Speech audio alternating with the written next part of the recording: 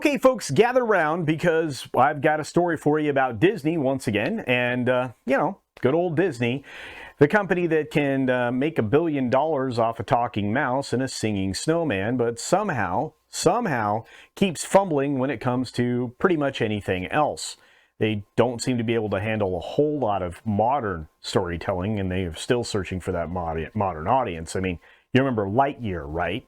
Yeah, the Toy Story spinoff that nobody really asked for, but we got anyway. Well, it turns out it didn't do so well. It only grossed $218 million. Now, that's probably not surprising to you because you've heard me talk about it before. And no, that isn't a lot of money. It sounds like a lot of money. I mean, $200 million budgets are pretty ridiculous, but only making $218 million? And that's kind of the equivalent of Iger's, throwing a party and barely covering the bar tab. But Disney, well, they're trying to blame the failure of that on a gay kiss.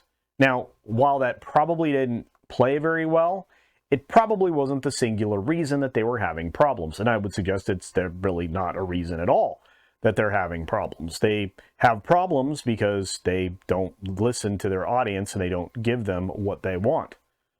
That's a problem. Apparently, not the broader messaging being aimed at the kids. That one thing alone tanked the whole space movie origin story for how Andy fell in love with Buzz Lightyear, of all things. Sure, folks, it was the one thing. Just the one thing.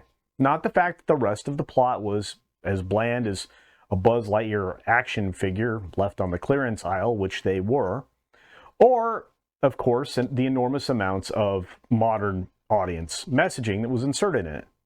Oh, it could be that they booted out the beloved Buzz Lightyear voice for, let me say, the inferior Chris for the Avengers. That might be something.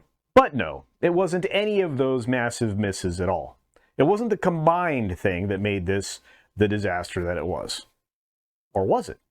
Now, fast forward to Inside Out 2. Ah, yes, Inside Out. The movie that has had all of the Zoomers emotional over emotions. And in this sequel, Riley, the main character, who we all know and love, has a new friend named Val. And here's where it actually gets somewhat juicy. You see, reports say that Disney execs were apparently so terrified of another Lightyear-level flop that they went all out to make sure that this friendship stayed strictly platonic. Yeah, no funny business, folks. You can't have any hints there. They even allegedly had Pixar go back and tweak the lighting and tone of scenes to scrub out any hint of romantic chemistry. Oh, and I could just hear it now. The lighting looks a little too homo-romantic. So can we amp up the hetero brightness on those friendship vibes, please? Yeah, I can actually hear that.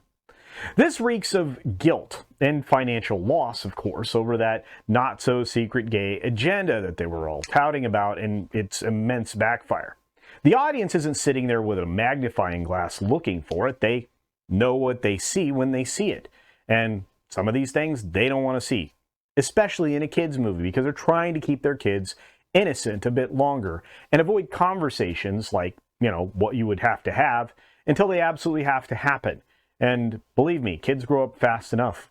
Need to kind of slow it down.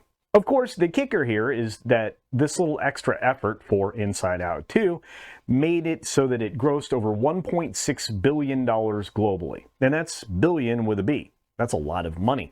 It's like 8 times what Buzz Lightyear made. And that lost money. Now, apparently the zealous Disney executives are now patting themselves on the back and saying, see, if you tone down the LGBTQ stuff, the cash just pours in. Well, yeah. Because Zoomers once again saw Inside Out 2 for what it was. The heartwarming, innovative storytelling and the emotional roller coaster that, had them all ugly crying in the back of the car on the way home. The story is key, and they could see back into their own coming of age and identify with that. Is this a sign that Disney might be turning it around? Or is it just to save Pixar? Disney's whole Reimagine Tomorrow thing felt like it was 5 minutes ago, although it was 2 or 3 years ago. And they were like, hey, we're all about inclusivity. They had execs like LaToya Raveneau talking about her not at all secret gay agenda in the Proud Family, amongst other things. And now they're pulling the ripcord like, hold up. Too much pride, not enough profits. No one wants what we are offering, and Bob needs to buy a women's soccer team. So let's reel it in, folks. Or was it Nelson Peltz and Ike Perlmutter having a greater effect than we even expected? If so, good on them. Now, I know what some of you are thinking. Well, maybe Disney's just reading the room, trying to appeal to a broader audience like everybody's been suggesting, right?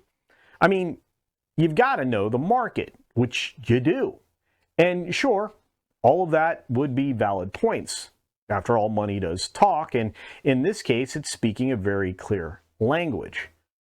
Make less waves and make more billions. Imagine that.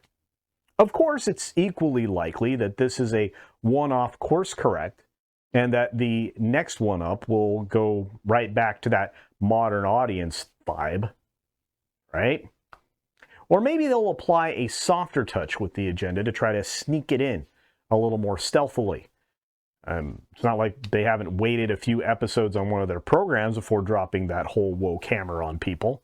Usually when they're out of the room and their kids are still watching this trash.